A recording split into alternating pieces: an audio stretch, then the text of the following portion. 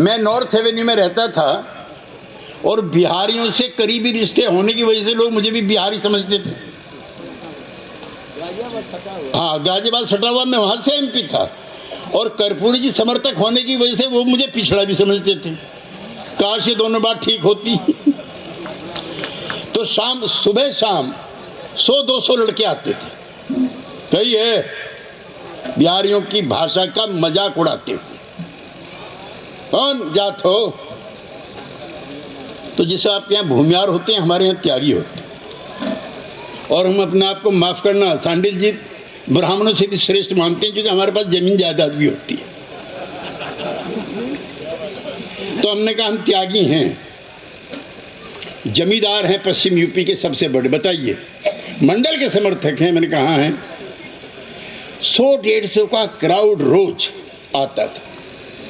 ये कर्पूरी ठाकुर के विचारों की जीत है कि वो आज कर्पूरी जिंदाबाद कर रहे। उस समय की जो कांग्रेस पार्टी थी, उसके नेता ने 1.5 घंटे पानी पी करके मंडल को भी गाली दी, आरक्षण को गाली दी।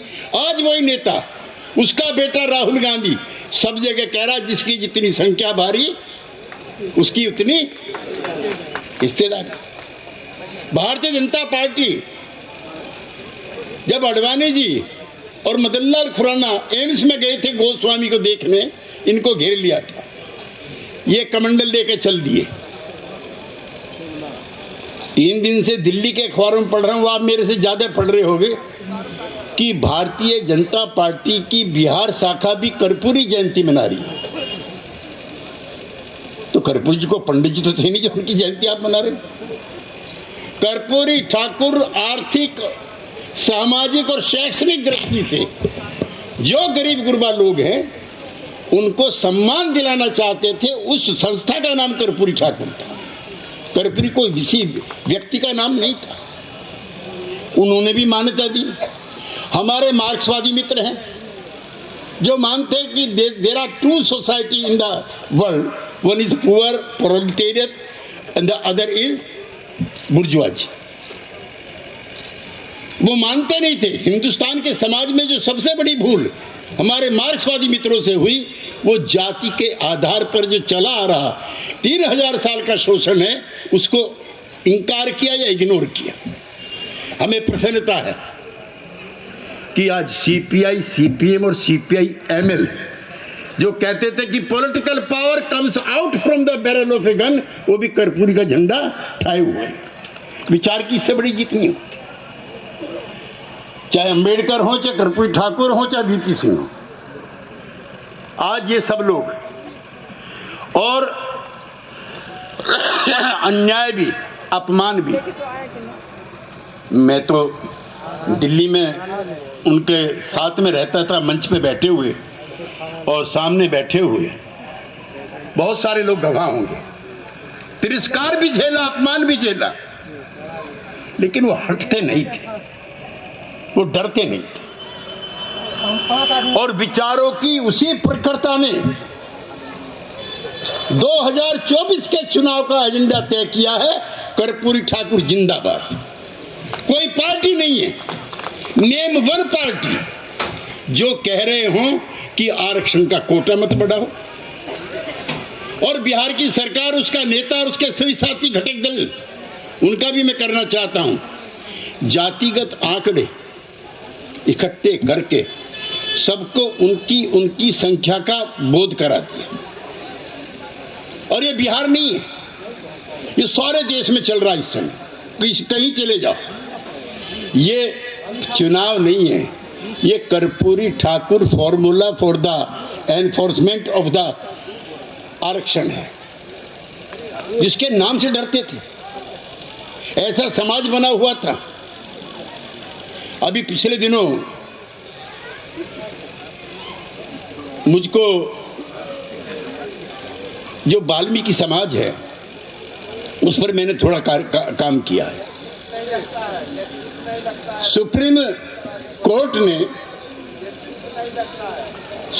कोर्ट ने बताया है और संसद का कानून है कि सर पे मेखला ढोना, हाथ से मल साफ करना कानूनी अपराध है।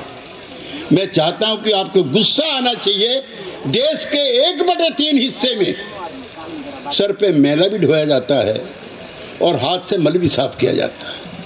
किस धर्म की श्रेष्ठता की आप बात करते हो? 3000 साल से पूरी कौम सर पे पखाना ढोती हो और आप कहते हो हम सब सोसाइटी के हिस्से हैं। शेम ऑन यू, शर्म आनी चाहिए हम सब लोगों को जो उसकी वकालत करते हैं जाति व्यवस्था की, उसकी श्रेष्ठता की। इसीलिए कर्पूरी ठाकुर आंख के तारे भी थे और आंखों में पड़ा हुआ तीर भी था। आज उनकी जयंती है। कल 2 किताबें हम लोग लाए हैं उन पर जो लिखी गई हैं, और परसों पूरे प्रदेश में सब पॉलिटिकल पार्टी उनके उन सवालों को उठाएंगे। मैं अंत करना चाहता हूं ये कहकर के कि रामनाथ जी, आप नहीं हो कर्पूरी ठाकुर के सुपुत्र। लाखों लोग हैं देश में जो उनके मानस पुत्र हैं, और आप ना भी ये कार्यक्रम करो तो भी पूरे देश में सभाएं हो रही हैं। दक्षिण में, पूर्व में, पश्चिम में 1 दर्जन सभाओं में मुझे भी जाने का मौका मिला है। आज इस मंच से हम चाहते हैं कि यहां उपस्थित जन समुदाय हाथ उठा करके कहे कि उनको भारत रत्न मिलना चाहिए। ये मांग 24 तारीख को मंगनीलाल जी, देवेंद्र यादव जी और सिद्दीकी जी अपनी अपनी पार्टियों से भी प्रस्ताव पास कराएं कि भारत रत्न कर्पूरी ठाकुर अमर रहे, अमर रहे, अमर रहे।